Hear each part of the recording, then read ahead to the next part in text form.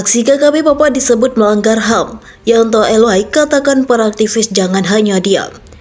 Pelansir dari tribunpapua.com, Jayapura.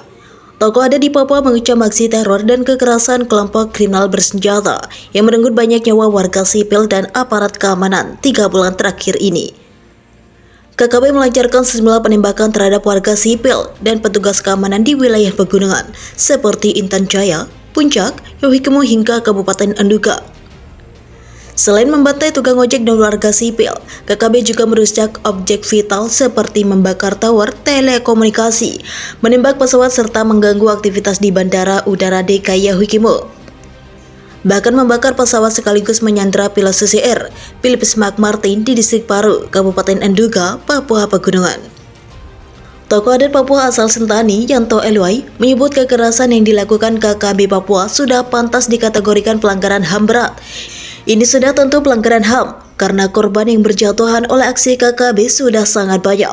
Bahkan aksi kekerasan yang dilakukan sudah tidak lagi memandang bulu, ujarnya dalam keterangan tertulis diterima tribunpapua.com, Senin 20 Maret 2023. Untuk itu, Yanto Eloy menyuruhkan agar para pegiat HAM tak tinggal diam, apalagi absen dalam sejumlah kasus penembakan yang menewaskan warga sipil. Jangan nanti ketika ada tindakan tegas dan terukur dari aparat keamanan yang bertujuan untuk menjaga situasi Kamtibnas, lalu mau digoreng sebagai isu pelanggaran HAM. Barulah pemerhati HAM mau bicara. Saya rasa itu sangat keliru, sindirnya.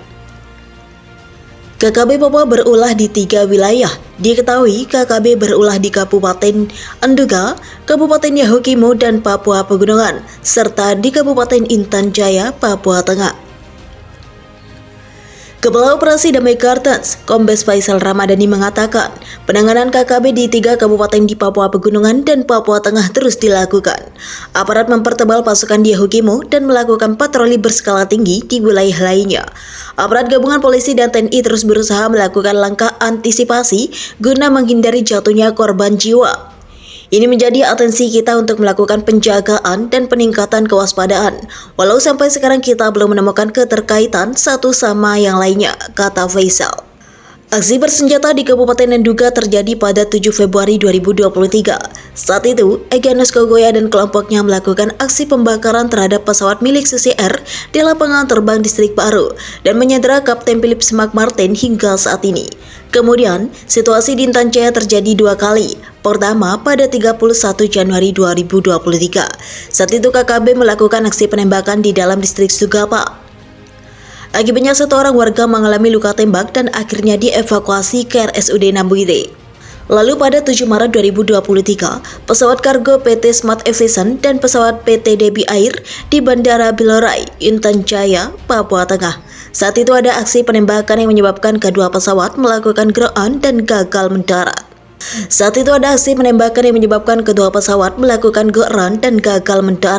Situasi keamanan di Yohikemo terganggu sejak 1 Maret 2023. Saat itu Pratu LW gugur dan Dim 1715 Garing Yohikemo Letkol IFJ Tethol dan 2 anggotanya mengalami luka tembak. Kemudian aksi penembakan terjadi pada 8 Maret 2023. Dalam peristiwa tersebut, EP 18 tahun dan VS 24 tahun tewas akibat luka tembak.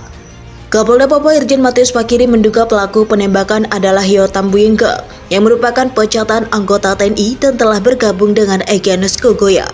Pelakunya adalah Hyo Tambuyingke atas perintah Egyanus Kogoya, ujar Fakiri di Jayapura, Kamis 9 Maret 2023. Terakhir, KKB melakukan penembakan terhadap pesawat penumpang milik PT Trigana Air tipe B737-500 BKYSC saat melakukan tinggal landas dari Bandara Nobgolyat Degai, Kabupaten Yohikemo, Papua Pegunungan pada 7 Maret 2023. Penembakan tersebut mengakibatkan lubang di bagian bawah badan pesawat.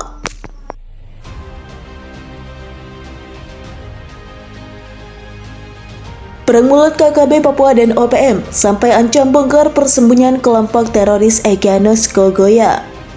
Perang mulut kelompok kriminal bersenjata alias KKB Papua dan OPM, Organisasi Papua Merdeka alias OPM, sampai ancam bongkar persembunyian kelompok teroris Egyanus Kogoya. Lantaran tudingan tak berdasar Egyanus Kogoya membuat OPM naik pitam.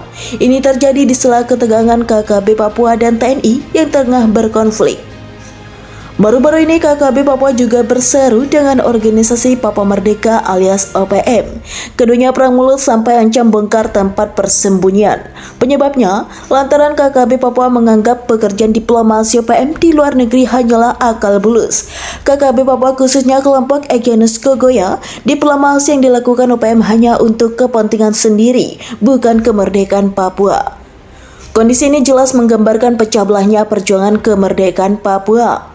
Melansir dari tribunmanado.co.id dengan judul Jubir OPM ancam Panglima KKB Papua, katakan kau lebih baik diam atau kami bongkar tempat persembunyianmu.